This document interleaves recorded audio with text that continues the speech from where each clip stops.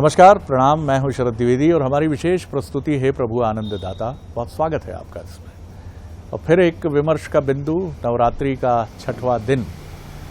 और अगर आप निरंतरता में इस विशेष प्रस्तुति को हमारी देख रहे हैं तो आप बिल्कुल नहीं भूले होंगे कि पिछले एपिसोड में हमने बात की थी उन देवियों के बारे में। नवरात्रि की भक्ति आराधना में इस समय मध्य प्रदेश, छत्तीसगढ़, पूरा देश आकंठ डूबा है।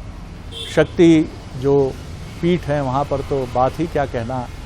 मध्य प्रदेश में दतिया या फिर नलखेड़ा, मैहर, उत्तर प्रदेश में विंध्यवासिनी और आसाम में कामाख्या, सब तरफ इस समय जो है एक अलग ही परिदृश्य है। और शक्ति की उपासना यानी शक्ति अर्जन करना।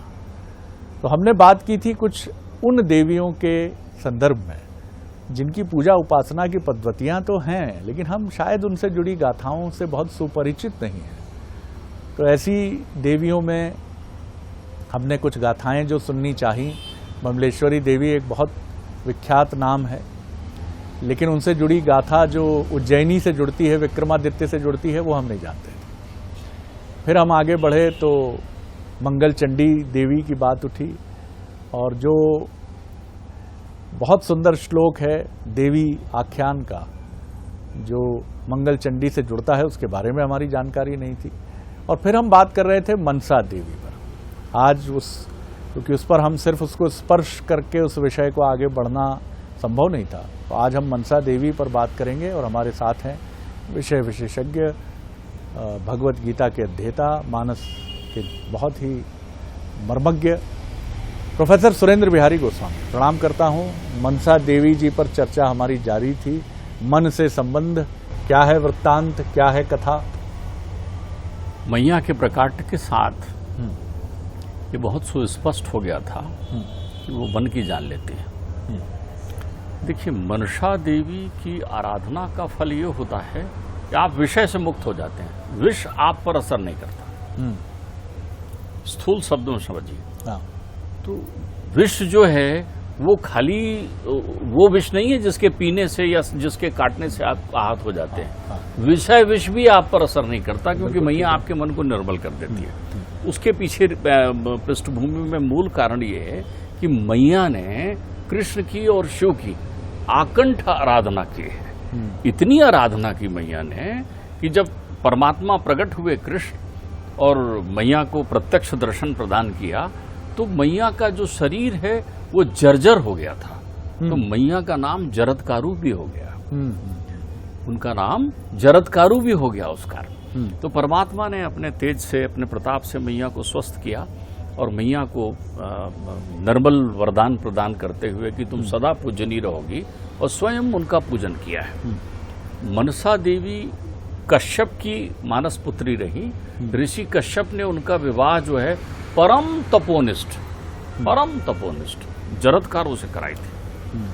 जरदकारु ऋषि इतने तपोनिष्ठ हैं, इतने मतलब उनका तेज इतना है कि एक बार तो उनको उनके श्राप से डर से सूर्य अपनी पत्नी संध्या के साथ उनके दर्शन करने आया। वो विश्राम कर रहे थे और संध्या का समय होने लगा। पुष्कर क्षेत्र था, पुष्कर में सूर्य प्रत्यक्ष आया। आप देखिए जरदकारु ऋषि के लिए ये जो राजस्थान में पुष्कर क्षेत्र में वहाँ जरदकारु ऋषि का आश्रम रहा। तो वहाँ पर जो मनसा देवी बैठी हुई थी छाया में, और उनके पास सन्निकट ही जो है जरदकारु ऋषि नींद लग गई तो आराम करने लगे। पति पत्नी वहाँ बैठ के चर्चा कर रहे थे, नींद लग गई तो उन्होंने देखा मनसा देवी ने कि भाई ये तो सूर्य ढल रहा है और एक तेजस्वी विप्र को और एक ऋषि को जो है सायंकालीन आराधना करनी होगी। तो उनने कहा, और अगर मैं जगाऊंगी तो ये मेरे धर्म के विपरीत होगा कि आपने सोते हुए पति को जगा दिया, उनको निद्रा आई हुई है, वो भी तपस्वी को, क्या करें। तो धर्म रक्षा को ध्यान में रखते हुए उन्होंने जगाया तो वो नाराज हो गए। बोले, मैं तुम्हारा त्याग कर दूंगा, तुमने मुझे कैसे जगाया जब मेरी निद्रा लगी थी। क्योंकि इनकी निद्रा भी तो समाधि की तरह होती है और ये लीला करते हैं, ऋषि हैं। उन्होंने कहा, ये सांझ आ रही थी संध्या और आपको संध्या उपासना करना था। तो उन्होंने सूर्य की तरफ तमतमा कर देखा और कहा कि तुम्हें ध्यान नहीं कि मैं निद्रा के आगोश में था, ये सो रहा था। तुम्हें श्राप देने के लिए उद्धृत हुए तो सूर्य प्रत्यक्ष आ गए, साथ में पत्नी संध्या को भी लेके आ गए। महाराज, ये आप ही के बनाए हुए विधान हैं, आप तो इतने दिव्य ऋषि हैं, क्षमा करिए, तो उन्होंने उनको क्षमा ध्यान दिया था। ध्यान रखिए, ये हैं जरत्कारु, तो ये मनसा के पतिदेव हुए। मनसा देवी के पुत्र का नाम है आस्तिक। आस्तिक। जब मनसा देवी को ये पुत्र दिव्य मार्ग दिव्य प्रभाव से प्राप्त हुआ था, पति के दिव्य पुण्य से, तब पति उनको छोड़कर जा चुके थे तपस्या करने के लिए। तो पति से विरक्त होने के साथ जो है, चूंकि पति के न रहने पर प्राप्त हुआ है, तो उनको कहा गया आस्तिक। अस्त हो चुका था वहां पर सूर्य जो है, तो आस्तिक मुनि कहलाए वो। तो भक्त वत्सला मनसा जो है, हमारे भक्तों के मन में निहित सारी मनोकामनाओं को पूर्ण करती हैं और उनके जीवन से दोनों प्रकार के विषयों का हरण करती हैं। बहुत सुंदर। तो ये मनसा देवी का वृतांत। यदि मनसा देवी की कथा हम संपूर्ण सुनने बैठेंगे तो आपके पास समय की सीमा है। हाँ। आज मैं आपको एक विशेष कथा जरूर सुनाना चाहूंगा, जिससे मनसा देवी से ही जुड़ी है। नहीं, मनसा देवी का वृतांत तो इतने में सुनकर नमस्कार करना उचित है, लेकिन मैं आपको अब एक विशेष कथा सुनाना चाहता हूँ, जिसका उल्लेख आपने किया है या नहीं मुझे नहीं मालूम, लेकिन ये वो विधान है जिससे प्रत्येक परिवार परिचित है। प्रत्येक परिवार, ये भी किन्हीं देवी से ही जुड़ा हो, केवल देवी से। अपन तो देवी चिंतन करने बैठे। और ध्यान रखिए, जब भी आप कुछ बोलते हो तो वाणी से ही तो बोलते हो, बिना देवी की कैसे बोलोगे? वाग देवी। जब भी आप कुछ सोचते हो, विचार करते हो, बुद्धि करते हो, तब भी तो उनके बिना तो करते नहीं। बिल्कुल ठीक। तो ये तो सुंदरतम अवसर है कि नवरात्रि के इस क्रम में हम बैठ करके भगवती का चिंतन कर रहे हैं। और आज हम भगवती का वो चिंतन कर रहे हैं जो हमारे परिवार के भविष्य को सुरक्षा प्रदान करती है। एक मेरी जिज्ञासा है, अगर आप उचित समझें तो उसका समाधान कीजिएगा। मैहर स्थित शारदा पीठ को भी वाग देवी से जोड़कर देखा जाता है। मैया शारदा ही हैं, वाग देवी सरस्वती हैं जी, सरस्वती ही हैं जी। मूल रूप से वहाँ सिद्ध क्षेत्र होकर विद्यमान हुई हैं। वहाँ देखिए, मैया की जिह्वा जिस स्थान पर गिरी वहाँ बागेश्वरी बना हुआ है, नेपाल में है वो स्थान। लेकिन मैया की जिह्वा का ओज जहाँ गिरा वो शारदा है। वाह, जहाँ ओज गिरा कितनी सुंदर जानकारी है। और एक छोटी सी जानकारी और आपको जोड़ता हूँ, जो लोग मैहर से परिचित हैं, और इसके पहले चूंकि हमने इसके पहले के एपिसोड में संगीत की एक बहुत सुंदर गाथा, माधवानल और जो कामसेन थे, राजा होते थे, डोंगरगढ़ के पास का जो क्षेत्र है, वहाँ की गाथा सुनी, तो अलाउद्दीन खां साहब जो हैं, जिनके नाम से बैंड है, वो मैहर की देवी के बहुत बड़े उपासक रहे हैं। और वो तो यही मानते रहे कि संगीत जो है, चूंकि वो उनका बैंड आज भी देश विदेश में विख्यात है, तो ये भारत की सनातन परंपरा ही नहीं, भारत की गंगा जमुनी परंपरा का भी एक बहुत उदाहरण है, जहाँ धर्म और मान्यताएं भिन्न हो सकती हैं लेकिन कहीं विभेद नहीं है। और वो तो कहते ही थे कि मेरा जो कुछ भी है, और आप बिस्मिल्लाह खां साहब की बात करें तो उनका तो सुनते ही हम कि हनुमान जी उनको सुनने आते थे, ऐसी कथा है। इन सारी चीजों को आप देखेंगे एक बड़े परिप्रेक्ष्य में तो बहुत आनंदित होंगे। जी देखिए, मैं आपको बताऊं, भक्ति और संगीत सुर में रहते हैं। भक्ति और संगीत सुर में रहते हैं, और जहां भक्ति और संगीत नहीं है वो सब असुर हो जाते हैं। तो यहाँ तो सुर का चिंतन है। दूसरा मैं आपको बताऊं, धर्म में भेद नहीं होता। धर्म तो एक ही है, अनादि अखंड अच्छेद अभेद जो चला आ रहा है। पंथ और दर्शन में भेद होते हैं। बिल्कुल सही। तो पंथ और दर्शन तो अलग अलग लोग हैं, जिनको जो भाता है, जिनको जो स्वरूप, उनके अंतर्चित्त में श्रद्धा आनी चाहिए। धर्म का अर्थ होता है कि आप परमात्मा को मानते हैं या नहीं, और परमात्मा को आप किस नाम से पुकारते हैं, ये पंथ और दर्शन हो जाता है। आप ध्यान रखिएगा, उसको मानिए। अब जिस भी रूप में मानिए तो उसको मानिए। अगर आपके अंतर्चित्त में और परमात्मा आपको यदि अपने भीतर दिखता है तो फिर आप धर्ममय हो गए, आपका जीवन बहुत अच्छा धार्मिक है।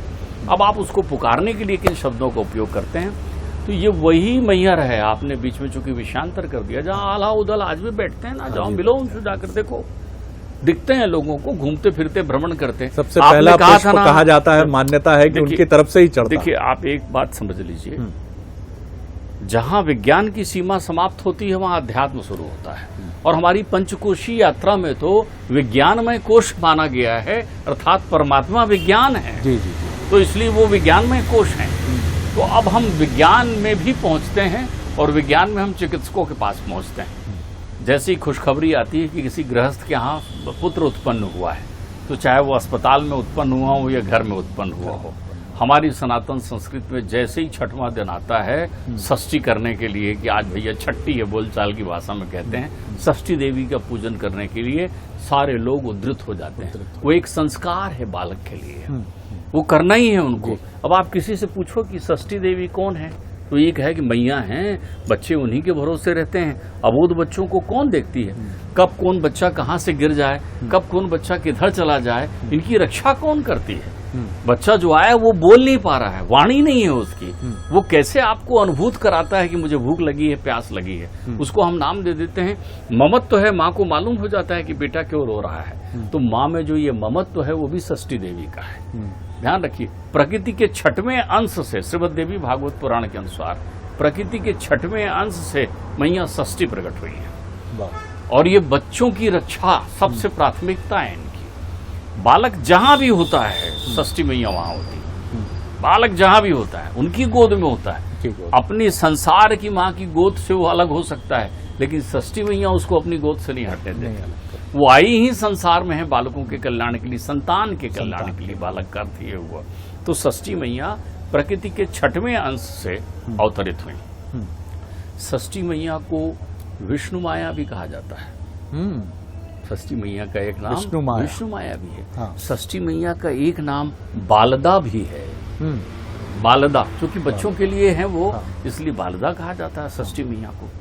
षष्ठी मैया का वो प्रमुख नाम जो हम जानते हैं, षष्ठी मैया भगवान कार्तिकेय की धर्म पत्नी है, जिन्हें हम देवसेना कहते हैं। अच्छा। देवसेना जो है वो षष्ठी मैया है, उन्हीं का नाम है देवसेना। तो षष्ठी मैया का ही ये नाम है। अब देवसेना नाम शिव के पुत्र जो है, हाँ, कार्तिकेय जो शिव के पुत्र हैं, ज्येष्ठ पुत्र, हाँ, तो उनकी धर्मपत्नी है देवसेना जी। अब देखिए देवसेना नाम क्या हुआ, देव दानवों में युद्ध हो रहा था। देव और दानवों में युद्ध हो रहा था। दानव जो है प्रतापी हो गए। जब दानव प्रतापी हो गए तो उन्होंने देवताओं की सेना को छिन्न भिन्न कर दिया। कार्तिकेय वहां हैं, लगे हुए हैं, दैत्यों, वो तो सेनापति हैं देवताओं के। तो जब सेना ही नहीं रही तो भगवती ने सेना का रूप धारण कर लिया। मतलब जितनी भी सेना थी वो सब देवसेना थी। तब से उनका नाम देवसेना हो गया। उन्होंने दैत्यों को पराभव प्राप्त कराया, पराजित किया, और वो देवसेना हुए। षष्ठी मैया प्रत्येक महीने में शुक्ल पक्ष की छठी षष्ठी आती, उनकी तिथि है प्रत्येक महीने में। उनका ध्यान करिए, ये वही मैया है जो दीवाल पर अंकित करके पूजी जाती है। इनका एक चित्र बना दिया जाता है दीवाल में। आप गांव में जाइए तो षष्ठी के समय दीवाल में ऐसा हाथ पैर फैलाए हुए कोई तो भी चित्र बना करके वो करते हैं। वो षष्ठी मैया है। बहुत से लोगों की कुलदेवी है षष्ठी मैया। षष्ठी मैया कात्यायनी की अंशभूता है, षष्ठम कात्यायनी तिचा। तो मूल जो देवी है, मूल स्वरूप में वो प्रकट हुई है। देखिए, प्रकृति का छठवां अंश होने का अर्थ ये होता है प्रकृति कौन संवारेगा, प्रकृति कौन बनाएगा। वो अबोध बालक जो आया हुआ है प्रकृति की गोद में ही आया है ना। तो जैसे प्रकृति उसको संवारती है, संवार के बड़ा करती है। इसलिए प्रत्येक शिशु के जन्म पर छठवें दिन, 21वें दिन, और वो शिशु का जब अन्नप्राशन और यज्ञोपवीत संस्कार होता है तब भी मैया षष्ठी का ध्यान करते हैं। मैया षष्ठी जो है वो अत्यंत कृपालु है। एक बड़ी सुंदर वृतांत मैया षष्ठी का देवी भागवत में वर्णित है। स्वयंभू मनु के 2 पुत्र, प्रियवत और उत्तानपाद। उत्तानपाद जिनके यहाँ ध्रुव हुए जी। प्रियवत जो हैं वो पहले विवाह करना ही नहीं चाह रहे थे, बोले मैं संन्यास मार्ग में जाऊंगा। लेकिन ब्रह्मा जी के आदेश से दादाजी ने शिकायत की परदादा को, भाई ब्रह्मा जी के पुत्र मनु के पुत्र प्रियव्रत, तो शिकायत की कि भाई ये बच्चा शायद विवाह नहीं कर रहा है। तो उन्होंने विवाह किया। उनकी धर्म पत्नी का नाम मालिनी। उनकी धर्म पत्नी का नाम मालिनी। तो बड़े प्रयत्नों से, बड़े मनुहार से, बड़े यज्ञ इत्यादि करने से उनके यहाँ एक सुंदर बच्चा हुआ। लेकिन बच्चा जो हुआ वो मृत बच्चा हुआ। उसकी आंखें ऊपर चढ़ी हुई थी, स्वरूप सुंदर था, सांसें थी नहीं, निर्जीव प्राण था। तो जब ऐसा बच्चा उत्पन्न हुआ तो उनकी पत्नी आर्तनाद करने लगी। पूरे महल में शोक हो गया। राजा जो है उस पुत्र को लेकर इतने रोने लगे कि जब स्मशान में पहुंचे तो वो अपनी गोद से उतार ही नहीं गए थे, रो रहे थे वहां। अचानक आसमान में दिव्य प्रकाश हुआ और जैसे श्वेत चंपा के पुष्प आसमान में निखर आए हुए हों, एक दिव्य विमान प्रकट हुआ और वहां से एक तेज झलका। उन्होंने देखा कि एक दिव्य स्वरूप में परम सुंदरी, तेजस्वी, योग माया की तरह दिखने वाली खड़ी हुई है, उसमें बैठी हैं, विराजमान हैं। तो उन्होंने पुत्र को नीचे रखा और हाथ जोड़कर उनकी वंदना की कि आप कौन देवी हैं, ऐसे शोक के समय में मुझे क्यों दर्शन दे रही हैं, आप कौन हैं। वो मुस्कुरा कर आई। उन्होंने कहा कि तुम इस पुत्र के लिए क्यों शोक कर रहे हो, तुम्हारा ये पुत्र शोक का विषय नहीं है। और उनके सामने लेकर गोद में खेल खेल में ही उसको प्राणवान कर दिया। बोले मैं षष्ठी देवी हूं, इस पुत्र को जीवन दान देने आई हूं। तुम न केवल मेरी आराधना करो बल्कि मेरे मंदिर और मेरे संदर्भ में लोगों को बताओ घर घर, ताकि लोग जागृत हों। तो प्रियव्रत ने षष्ठी देवी की विधिवत आराधना की।